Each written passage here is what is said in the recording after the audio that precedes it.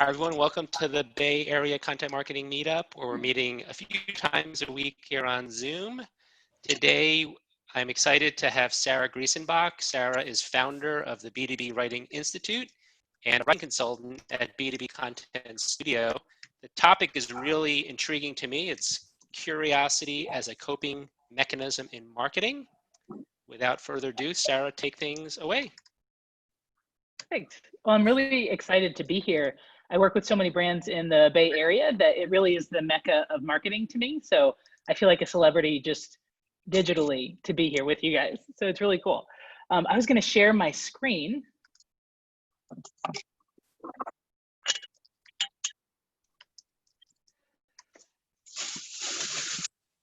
Right, and it looks like it worked. Yeah, you see the title slide. Yep. Perfect. So I wanted to start with this neat quote from James Clear, who's a great thinker in productivity, where he says, knowledge is the compound interest of curiosity. And that's really stuck with me ever since I read it, because it seems like curiosity is this really gentle thing that actually, if you put it kind of at the fulcrum of how you see things, it can have a really big impact on everything you're doing.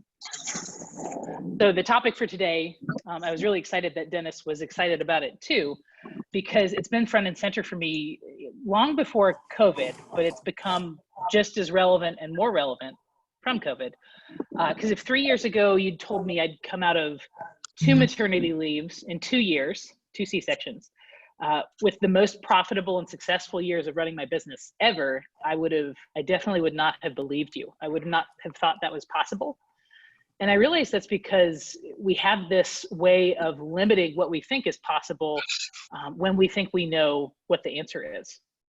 So like I said, like Dennis said, the business I run is the B2B Content Studio, where I do mostly long form content for brands like Adobe and Oracle and Toshiba. And I've found, how marketers approach the content process and how we manage stress as we're creating that content can have a really big impact on the impact that we make. So before I get into too much, I want to be clear, I'm not a psychologist or someone with formal training in meditation, though that would be really cool. But I'm just looking at this from someone who has done a lot of work with large and small editorial teams for content production.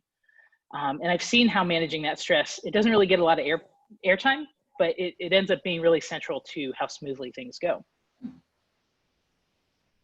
So that's my intro. The first thing I wanted to talk about is when this stuff is going to be useful. I don't really think curiosity is something that you can turn to for every bump in the road or something to guide daily meetups in content. I think it's more about when you see really big signs of stress in you and on your team.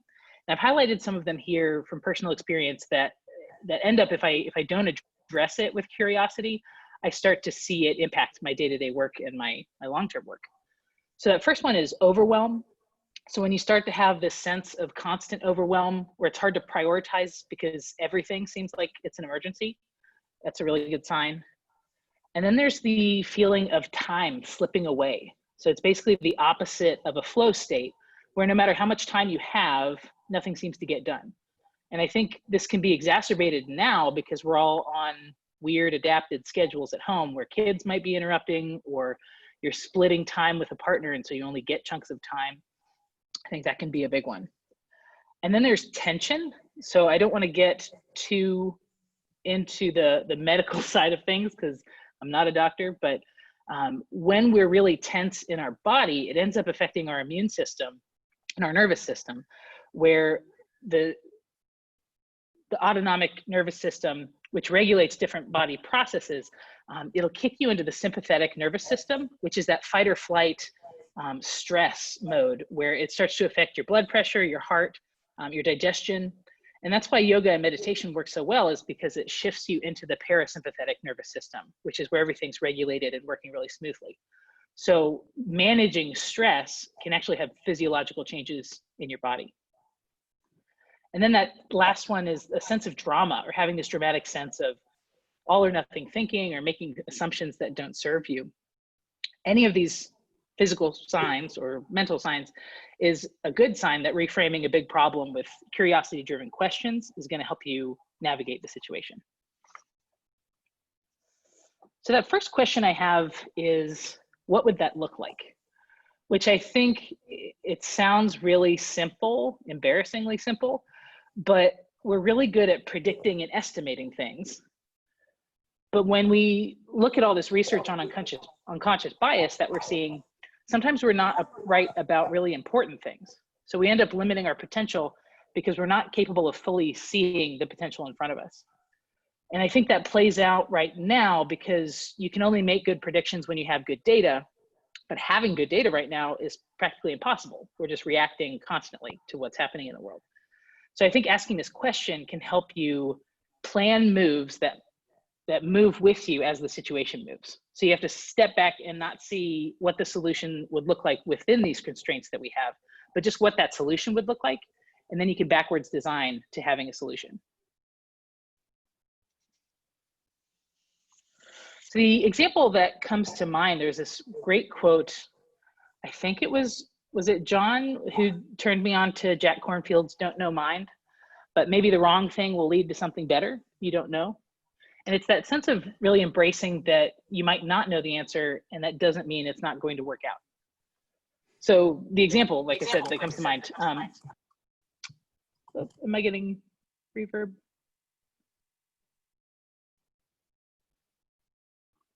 Sorry, can you hear me okay? Yeah, we can hear you okay. Okay, sorry. That's okay. So when I first got started, I really loved white papers. For some reason, I just really resonate with that content format. I dream in white papers and it's my comfort zone. But when I first got started, all I saw was other marketing writers doing it all. So emails, copywriting, social media, they really were jacks of all trade. So my coach at the time asked me what my ideal month of work might look like. And I really resisted answering that because it just doesn't seem possible to me. And he said to ignore all the reasons that it wouldn't work and just ask what that would look like. And that process really changed everything. So right now, I don't just write white papers, but a significant portion of my time is spent in long form. And it's really where I thrive. And it's not a reality I really could have pictured because I didn't know at the time. And I think that's the lesson where if you're feeling really blocked about solving a problem, to just throw out all the details and zero in on what that would look like if the problem's already solved. And I think that plays out with COVID right now too, because if we could go back in time last year and tell everyone, you know, next May, you're gonna live indoors for about 90 days and never see any of your loved ones again. I'm not sure we would have thought that we could survive that. Like that just wouldn't have seemed like a realistic way to live. But here we are, we're just adapting to it and we're solving the problems and we're just stronger than we perceive that we are. And I'm seeing an example of that right now. I'm not sure if everybody's covering Basecamp's release of its email provider, Hey, but it's really taking over Twitter. David, the CTO and co-founder, built up huge anticipation for the launch, but then they hit problems when they tried to release it into the Apple Store. Who could have predicted that? Really nobody, because they've already had Basecamp operating on this model for years, so there really shouldn't have been a problem with releasing that app. But now it's this huge bump in the road.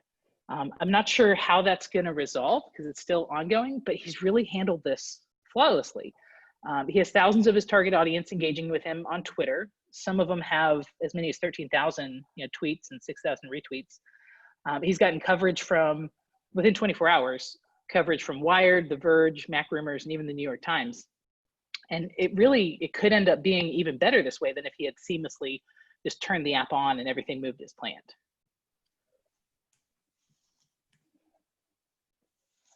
So for the second question that I had in mind is what else could be going on here? So as good as we are at predicting and estimating things, we also have an awful lot of experience and knowledge. So while we might not be able to see the full potential, we often read into a situation and try to predict why things are going wrong, or we have our suspicions for why things are going wrong. And I think that limits us in another way because we get attached to what we think the problem is. Asking this question has really helped me back away from that first response, which is often really reactive and not very effective, to think about what else could be going on. So one of the examples that comes to mind for this is Occams Razor, which is that theory that the simplest explanation is often the one most likely to be true. And again, with COVID, more closely related to marketing, some companies are seeing a drop in inquiries or deals being closed. And I keep seeing, we're assuming it's COVID, just the economy shutting down. But in reality, there's a lot of companies, especially in the tech space, that are growing and hiring. So some industries, even like diversity, inclusion, education, and consulting, these companies need more technology and more infrastructure to help with how they're growing. So I think taking this question and using it as an opportunity to dig into what else could be going on with customers can help you understand how to pivot your messaging, maybe your content projects, or even which product features to prioritize right now. So potential customers can see that you can help them solve the problem they have today, not the problem that they had before COVID. And I've seen this with one company I'm working with, an HCM payroll company. And most technology software is a big investment. So they're seeing that slow down right now. When companies aren't sure about the future, they're not really making changes or making investments to how they're using technology. But instead of aggressively fighting that with dropping prices or pushing leads to make a decision, this one HCM company is doubling down on their existing clients and really focusing on serving those new needs that are coming up. So the CEO has been almost nonstop on the phone coaching clients through the tax implications of COVID relief. They've rolled out new features that help companies track those complicated tax numbers just to make sure they get reimbursed correctly next year. So they've really adapted to the situation and made themselves indispensable.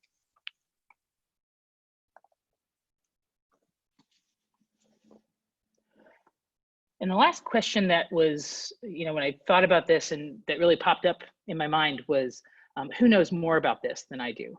So I think we're getting better at this as a society in general, but I see a tendency to isolate ourselves when we have a problem, especially in marketing. So if we don't want to share until we've got it figured out, maybe we don't want to be maybe we don't want to be seen as weak or uninformed, but it's also because we don't want to burden people or ask favors. And I found, with very few exceptions, when people like you, they really like being burdened by you. Especially if you have a strong existing relationship, it can actually grow your relationships and your network just to ask for help. And I think it's important, not just because somebody's going to give you a good answer, but because just explaining it to someone, maybe someone who you think is smarter than you or who might approach it from a different angle, just explaining it to them often reveals what could be going on and what you need to be thinking about. I think we make ourselves smarter in that process.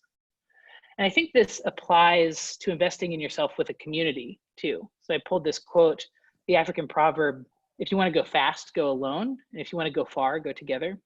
Because I think in marketing, it's really rare for marketing managers to invest in their own community. So maybe a coach to grow their skills or a VA to outsource email or low-level work, even in networking communities to support professional and personal development.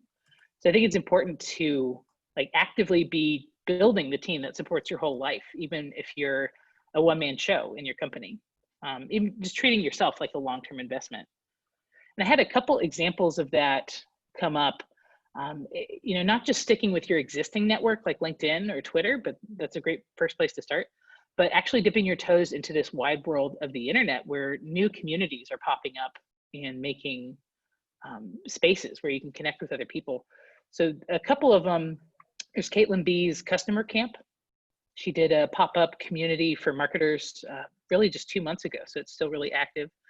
Sarah K. Peck from Startup Pregnant also has the Wise Women's Council. So if you're a parent or a mother, that could be a good fit.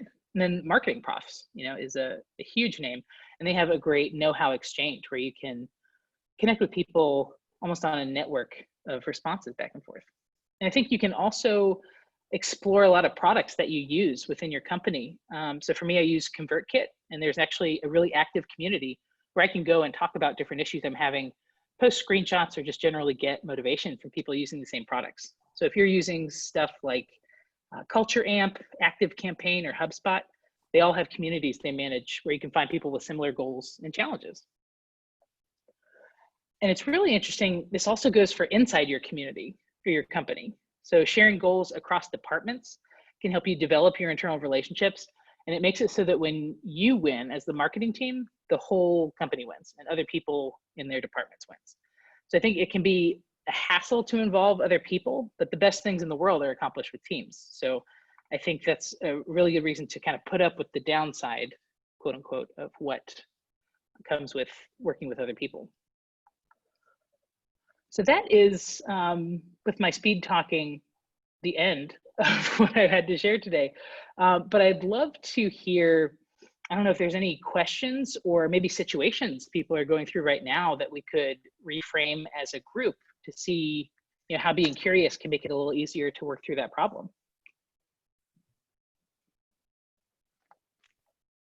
I guess I'll I'll throw one out there, Sarah. So I think what a lot of folks are being affected by, not just marketers, but across all industries, is the concept of is either losing their job or being furloughed. Is there a way you could apply curiosity to that scenario? Sure, and I have experience being laid off as a writer at a marketing agency, so that one hits really close to home. And I think, you know, I really, without knowing it, I embraced that process when I was laid off, and I started to be curious about how I had a job in the first place. And that's really where the mission for the B2B Writing Institute came from, which is, you know, once I started to learn what marketers knew about writing, I started to have this confidence in my skills and in my career that I could make my way. So being laid off is how I started my business, and then it just took off from there. So I think, to answer the question directly, you know, being curious about what else is happening in your network and what else is happening in your industry, because like I said, you know, for every company being laid off, I really have seen about the same amount are exploding and experiencing a lot of growth, especially in the technology space with virtual events and anything that provides infrastructure for companies that work remotely. So being curious about your industry, your network, and what everybody else is doing, I think can give a lot of guidance there. Got it. Tell us some more about the B2B Writing Institute. Sure, yeah, and so like I said, I found out when writers learn more about what marketers know, it becomes a really good relationship for the marketer and the writer. So I've really just been exploring what gives people freedom and control over more of their career and their life. And it seems like when writers move from this writer monkey assignment, you know, get the assignment, get paid and get out, when they move into that partnership and, you know, caring about the content and understanding the different parts of the funnel, you know, marketing improves and the writer gets more skilled. Got it. Okay. Sorry. And is the Writing Institute like a member-based organization, or is it mostly like a site where we can get resources? It is mostly, it's targeted for writers right now. So we're still building. We just kicked off at the first of this year. So we released our first course to help writers just get the basics of B2B writing. So the foundations of, you know, what makes a white paper a good one, how does marketing work, and how do blog posts fit into that and into that strategy. So it really is right now we have a lot of courses for writers, and then we're building up to that membership. Got it. Cool. Hey, Sarah, can I ask a quick question? So one of the things that I think, at least I struggle with is, you know, because I really appreciate what you're talking about the curiosity. And sometimes you go and you get, you ask questions, right, in certain forums, and you get answers. And then you don't really know, like, when to call bullshit and what to believe. So it's good to have, like, your own network of experts. But how do you go about that vetting process? Sure.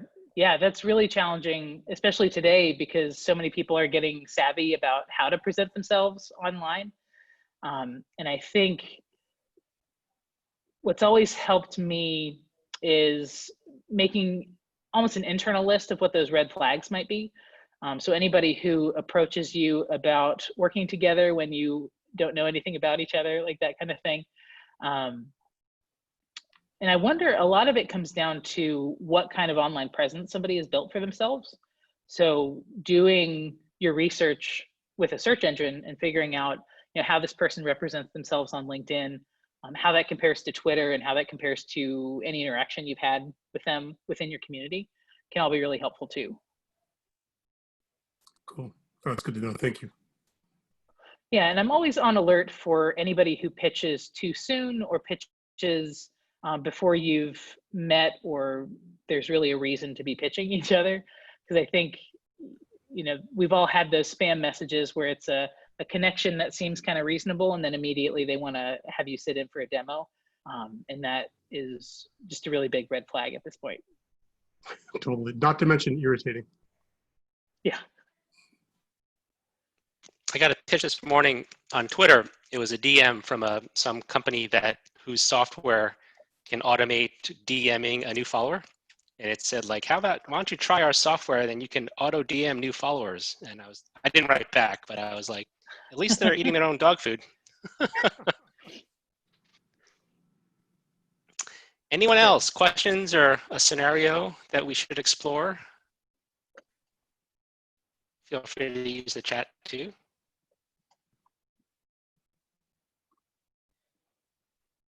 That was really good. Oh, thank you.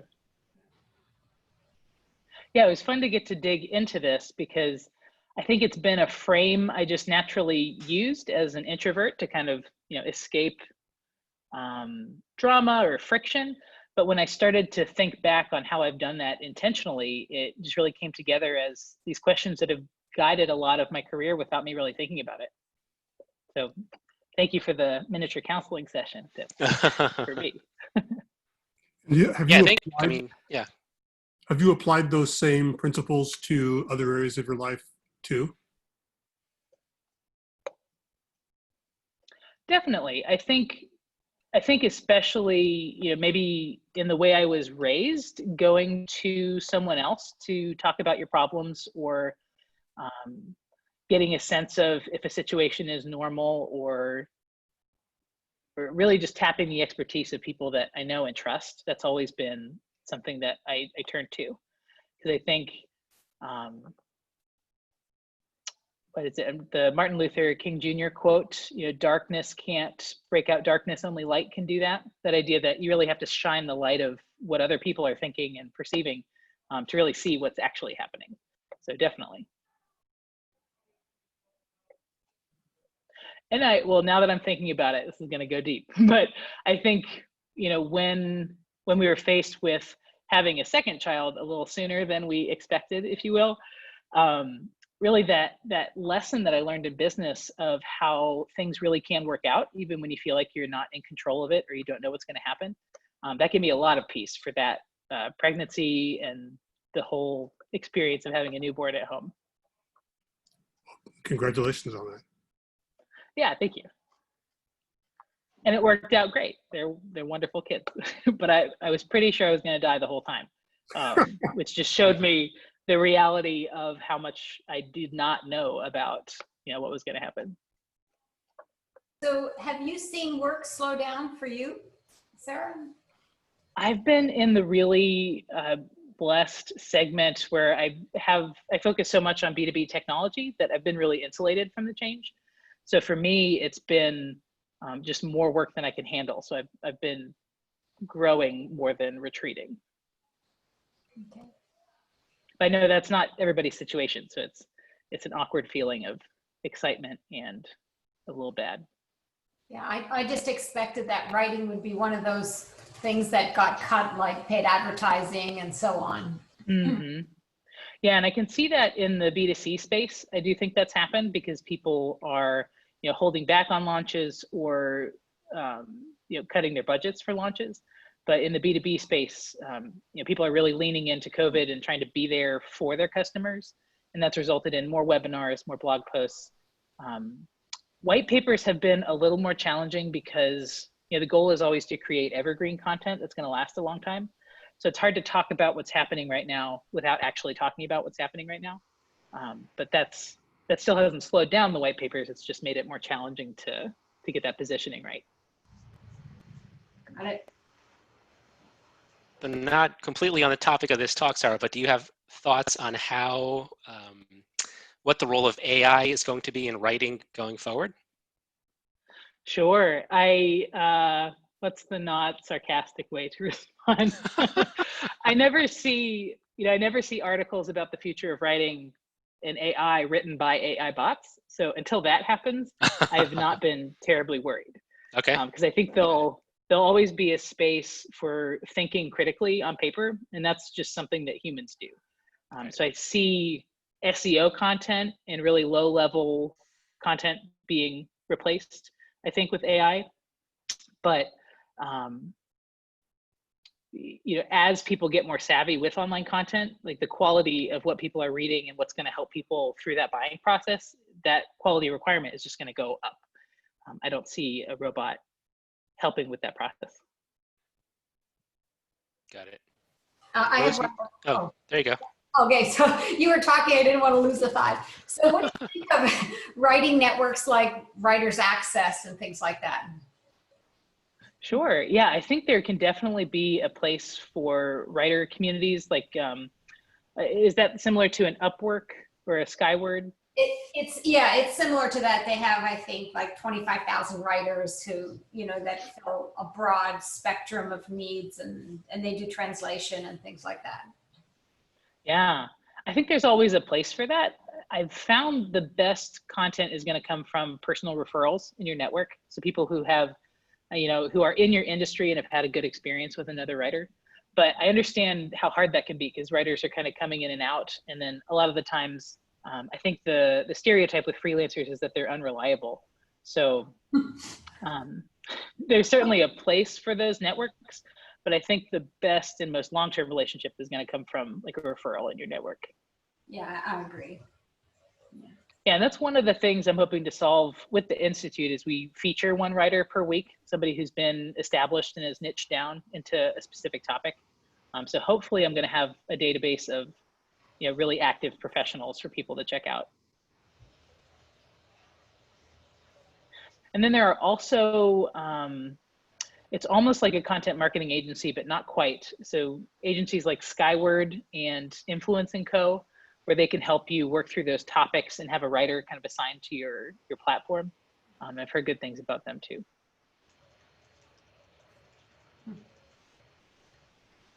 So Sarah, if folks want to learn more about you or perhaps connect with you, where can they go to find you?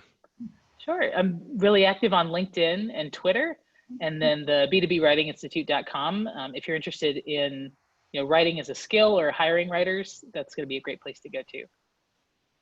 Excellent. All right, everyone, last call. Any final questions, comments? No, that was really great. Todd, that looks like it looks like a healthy drink you've got going there, Todd.